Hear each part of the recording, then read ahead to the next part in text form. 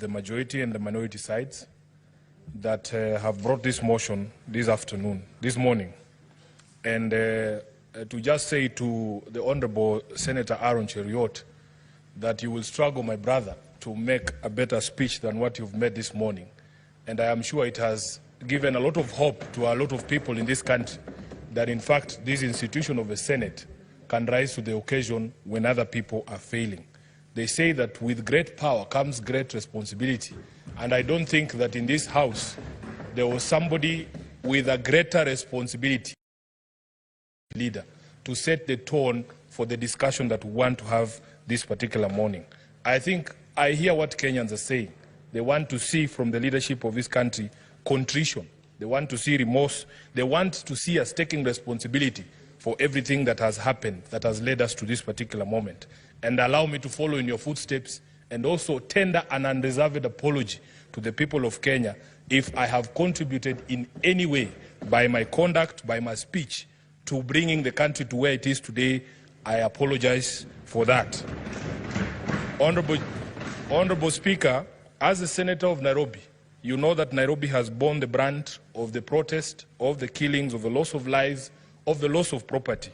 As we speak right now, we have 39, as of the last count, people who have lost lives across the country. And more than half of that, at least 19, have been killed in the city of Nairobi.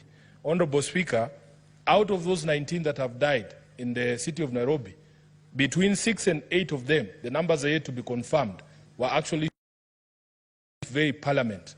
And as we join our country and our colleagues in mourning, I also want to take this opportunity to send my heartfelt condolences to all the families that have lost their loved ones in this particular protest. Of course, Honorable Speaker, because we have been the epicenter of these riots and protests, we have a lot of damage that has been done to public and private infrastructure. We have lost a lot of property. In fact, the value is unknown. We will need time to actually do an audit of all the property that has been destroyed. Businesses in Nairobi CBD have been shut. There have been all sorts of claims, Honorable Speaker. There's people who have come to me and even talked about ethnic profiles. Businesses, that it's certain communities that are being attacked and others are not being attacked. We are in a place where we have never been in terms of the crisis that is facing us. And all I hear the young people of this country saying is that we as a leadership now need to stop talking. We now need to stop talking and want to listen to these young people. Honorable Speaker, I have been turning down invitations to media houses because I'm asking these media houses, why don't you invite these Gen Zs themselves to tell you what it is they want, to paint a picture of the kind of country that they want? Would you believe it, Honorable Speaker? The many Gen Zs who are being invited to these TV shows are afraid that they will not leave that TV station and get home because they are afraid of being arrested or detained outside those TV stations. And the conversation here, Honorable Senator Cheruiyot, is that we now need to do certain things to facilitate a conversation to happen, starting with what we are doing here. We need to show remorse as leaders. We need to stop threats to people who are... I am in our WhatsApp group, somebody is sharing what is it called, a charge sheet of someone who's being arraigned in court because they said Ruto must go. I mean, Honorable Chair, we must get to a place where if we are going to have a national conversation, let us allow people to express themselves, and that is the only way we will hear what they have to say. We need to put aside our egos. I know some of the things that we are being told and the things that are being directed at us is very humiliating. As leaders, we are not accustomed to this. But, Honorable Speaker, it is a time to set egos aside and just listen. There is something very profound that the majority leader told me yesterday. He said, Sifuna, right now, there are no more political goals to be scored. There isn't even a political game now going on because all of us in the political class are actually indicted by the people of this republic that we have failed in terms of what we need to do to get this country where it's supposed to be. I have shared an example here that on the day of the 25th of June, Ruto was being stoned in the city of Nairobi. And by the way, although it is a car that is popular with members of parliament, very many Kenyans actually drive this car. It is one of the most ubiquitous cars in the streets of Nairobi. So imagine you being a doctor or a lawyer, you have nothing to do with parliament, driving around the city and people attack you because of the car that you're driving. It is a problem that we have to solve. By our own conduct, we have put all of us in the line of fire. An MCA leaving the County Assembly of Nairobi, one of the nominated MCAs, was attacked, Honorable Speaker. And yes, she was, her car was badly damaged. She was badly hurt, including her driver. She had to get surgery. By the time people are saying, oh, stop, this is not a member of parliament, or this is a member of the National Assembly, you are already dead. That is what we are saying. We need to come and rise above all these differences that we've always had to have a conversation about our country. Kenya has changed forever. We must not allow us to go back to the bad manners. I was seeing clips of young people on TikTok saying they are very happy there are no more strobe lights, there are no more sirens, people are not overlapping. They are asking where have all these big vehicles gone in the streets of Nairobi. Honorable Speaker, I saw a newspaper article in the Standard today saying that MPs are in hiding, members of the National Assembly are in hiding. And the question is, where are these members? I'm very proud to be a senator today, that we are not hiding from the people. We are here to actually take responsibility for all our actions and to try and assuage or deal with the problems that we have contributed in bringing about. So, Honorable Speaker, there are things, in my view, that we can do. And this moment does not call for us to tell the young people what to do. We need to demonstrate that we are hearing what they are saying and look at ourselves in the mirror, Honorable Speaker. It has to be about us. We start with the House of Senate and the House of Parliament generally, so that we are able to demonstrate that we understand what these young people are saying. So in my presentation, Honorable Speaker, I will be proposing that we don't tell anybody else other than ourselves what we are going to do going forward to try and help this country to move from the quagmire that it finds itself in. And there are very low-hanging fruits. My friends here have spoken, for instance, about the supposed salary increments. By the way, in defense of the SRC, I know many of you have bashed them here. That Gazette notice that is in the public domain and discussion right now was published on the 9th of August 2023, the day we went for elections. I am telling you, because it is supposed to be 2022, 9th of August 2022, because it's supposed to be that members of parliament, when you go for elections, people should know how much money you're going to make in advance. And the role of setting salaries was removed from us. The public still thinks that Sifuna has the power to increase his own salary. I do not have that power. That power is in a constitutional commission called the SRC. Honorable Speaker, what we need to do, and I'm very happy my colleagues who have gone before me have said it, in all honesty, nobody asked for that increment. Nobody that I know. Personally, I never asked for that increment of 14,000 shillings. Tone deaf if we are going to insist that we get that increment this particular year or next year, when the economy is in the doldrums, when many Kenyans have nothing to put on the table. So I also support the proposal by members who have spoken before me that we formally resolve that we as a Senate are not interested in any additional salaries this particular financial year.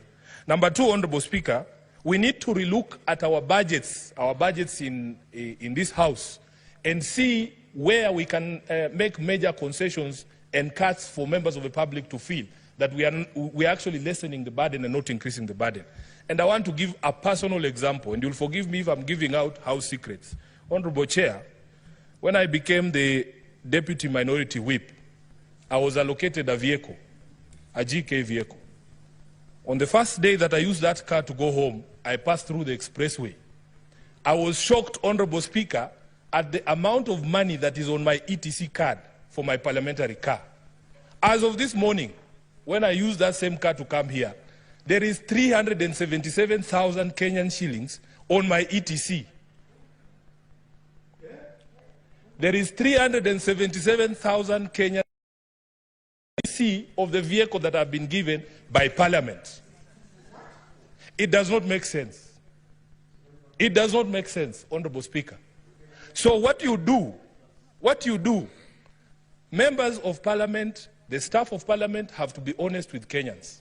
In the way the budgets of Parliament are prepared, There are ways and means of reducing the expenditure in this house in a manner that will reduce the burden on taxpayers. I honestly do not need all that money. Even if I ran up and down the expressway for a year, I would never exhaust 370,000 Kenya shillings.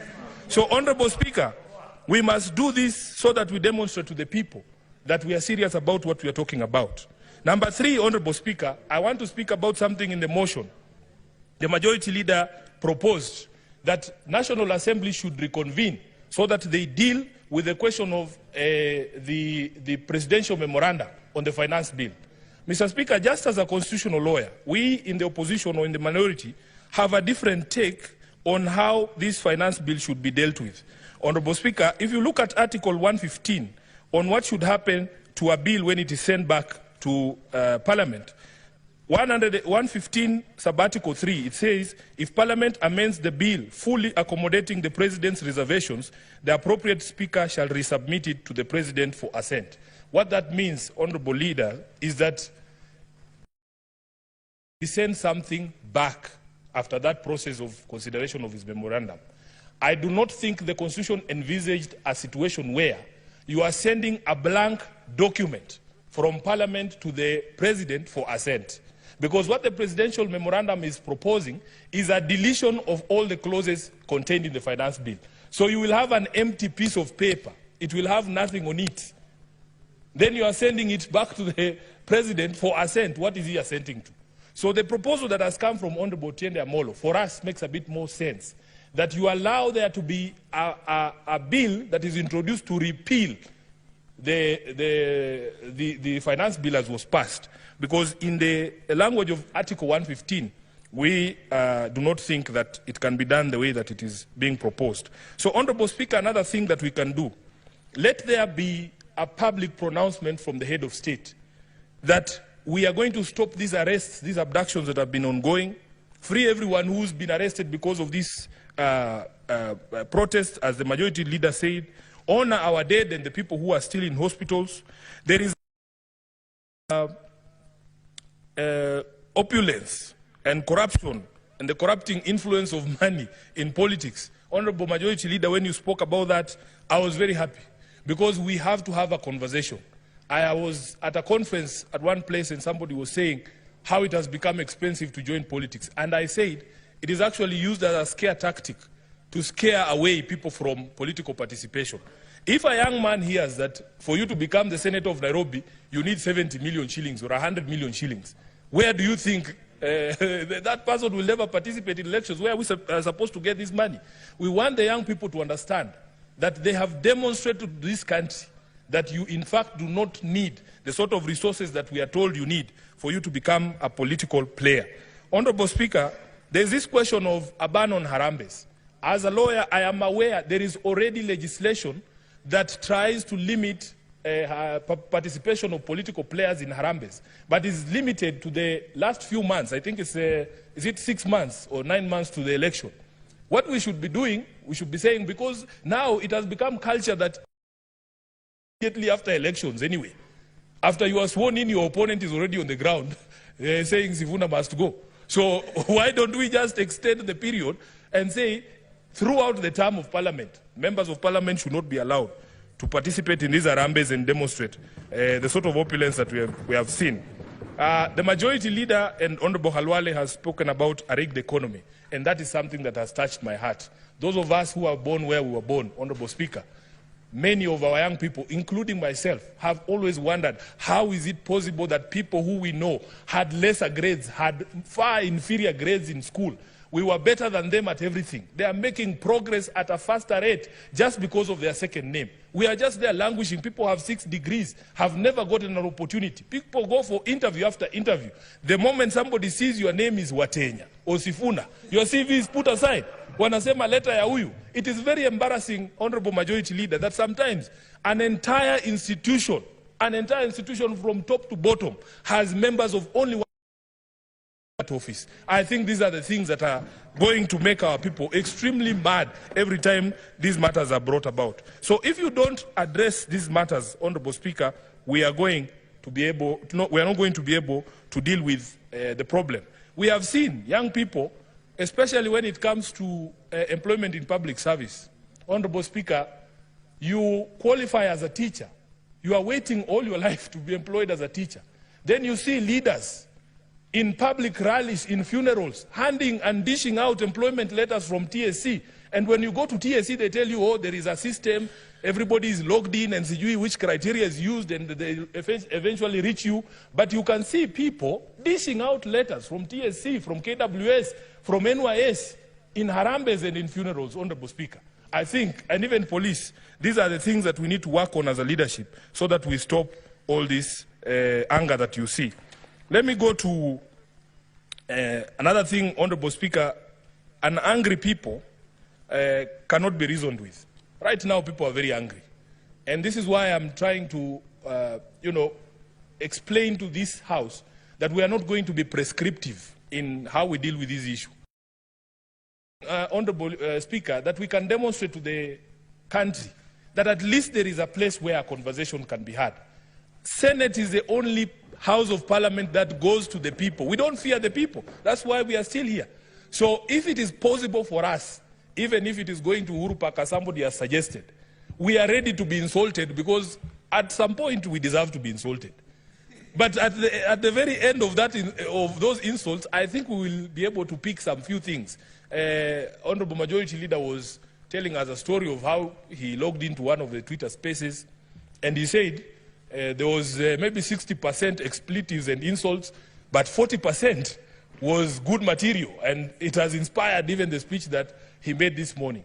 So let us put ourselves at the disposal of the people. We should be available to the people so that we deal with this. On debt, I agree with you, Honorable Majority Leader, that there has to be a public audit of all Kenya's debt so that we know what the truth about this is. On budget, we have explained, and I've given an example here, of how we feel that sometimes our budgeting process is padded in such a way that it allows for budgeted corruption.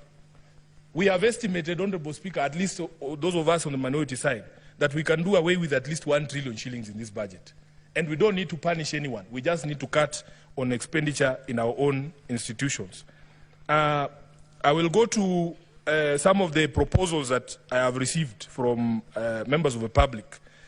Number one, Honorable Speaker, there needs to be an audit of all appointments from September 13th, 2023. Because as Honorable Senator Khalwale spoke and said, there are some offices that have been created that we do not even understand the basis of their existence. Look at the number of advisors in government. There needs to be a public audit of all these advisors. And tell Kenyans why it is okay for one office of the advisor on the economic matters, Honorable Khalwale, to have more money for travel than 9 committees of this House combined. It doesn't make any sense.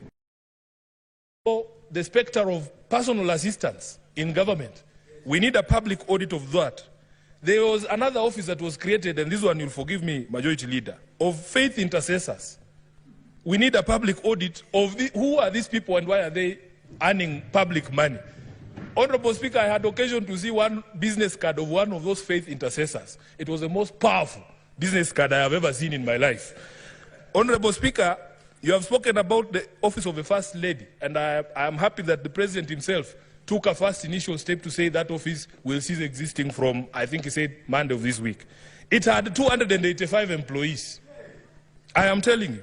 The Deputy President, the wife of the Deputy President's office, 100 employees. Honorable Speaker, we cannot continue like this.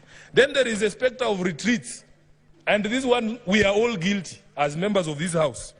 We need to look at our retreats, whether the retreats we are taking are necessary, whether these meetings cannot be had here, whether those resolutions cannot be. And then in the independent commissions, in the ministries and in corporations, I was just being told that there actually also exist fake retreats.